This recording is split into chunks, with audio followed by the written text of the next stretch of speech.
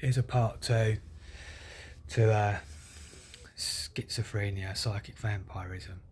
So yeah, to me, it's all like one big setup. To me, this whole system you're in, secularly and socially, especially secularly, and then it knocks on effect to socially is basically one big subterranean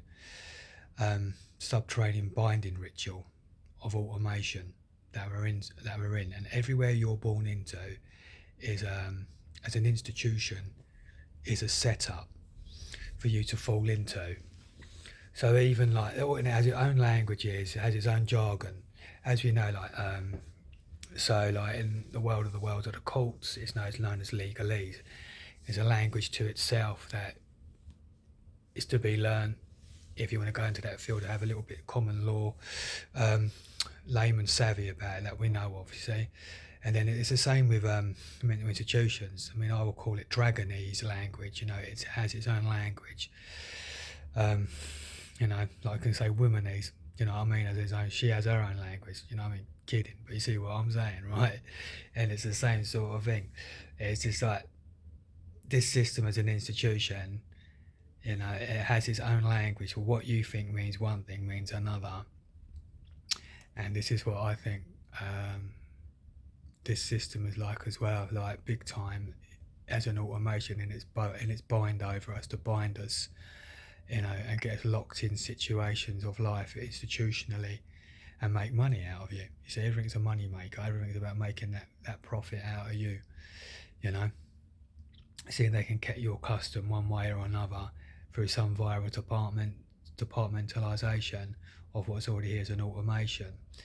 So it said you walk into like mental institution and you're hearing voice, oh, you're a schizophrenic. Are you really a schizophrenic? Well, they've never quite labelled what exactly is schizophrenia. So I mean, it's a nasty label to be put over yourself. I don't agree with it. I said I'm just suffering basically hearing voices. Am I schizophrenic? I don't have a split personality or all this other stuff that gets lost in the translation of what schizophrenia is over these years of basically being falsely labelled. I would say it's psychic vampirism.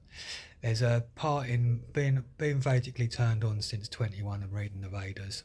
Now, I'm not the foremost in anything. I'm just another man on the road of life, love and life.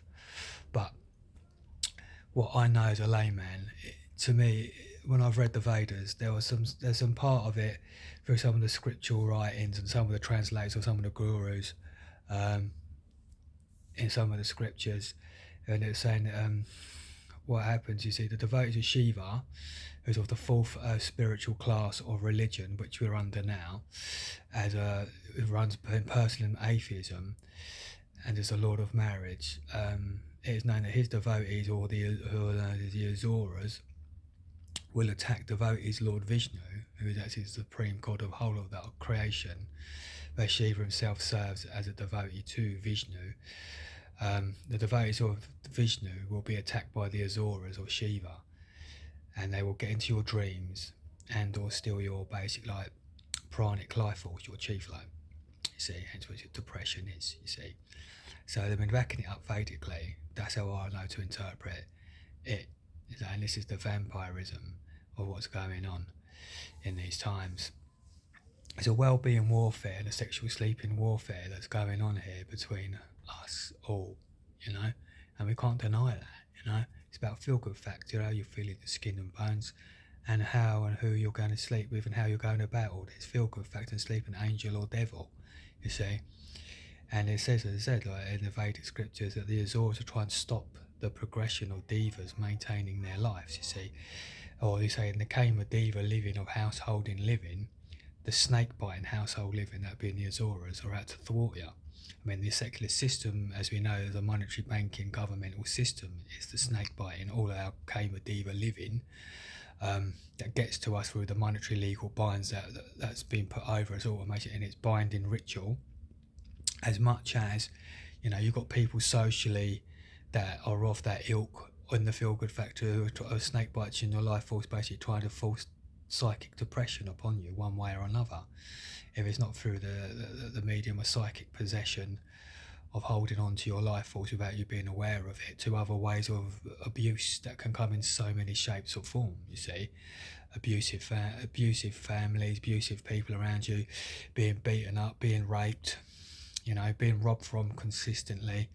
Hard to get out of these people's lives, some people's cases. Everyone has a testimony to knowing some kind of abuse. It could be all these things if you're that unlucky. For me, it's mainly just been a psychic, telepathic attack and bind, you see. And that's what's basically given me the problems in my life, that it's a depression that's just trying to thwart my just maintenance of a heavenly life and as best as it can be in self and social living under a secular demonic age of Kali Yuga, which this system is.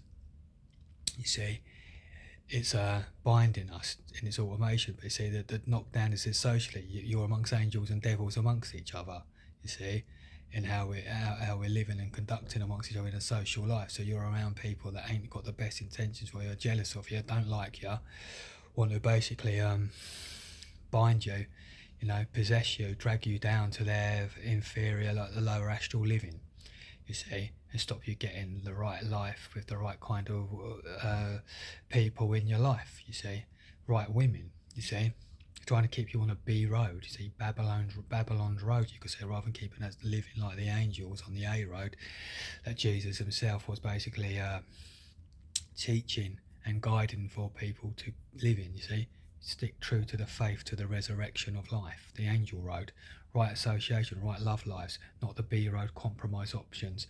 People around me maybe do it because they're having the B road compromise options. They don't like the fact that they've got themselves, some of them, in a B road sort of situation. I don't like the fact I'm keeping true to an A road of right relationships and not just compromising with the your do relationship with somebody and now it's going to be a miserable life. You see, they don't want you on the A road of happiness. You see, where it's right, it's correct, it's Cupidal. It's Jesus Christ's fixture. It's not Shiva's B road.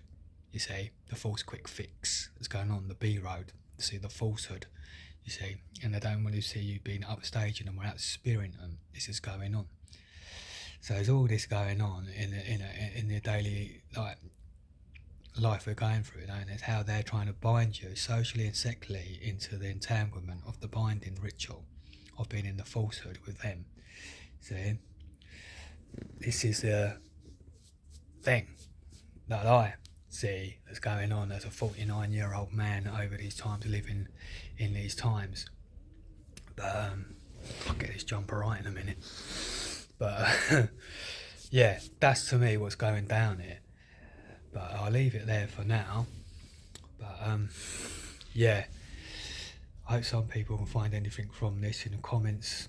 Welcome, because it's a very touchy subject. How many people have gone through the same thing and know they're being held back psychically by other people trying to hold you back. Because I've maintained under all this, a pretty healthy life. I keep myself clean, together. I'm not in debt. Predominantly healthy. In my life, keep exercise, but see, the system of the depression of these people is trying to stop you just live that maintain life, you see, and trying to bind you down and grind you down, as it says, don't let the bastards grind you down, alright.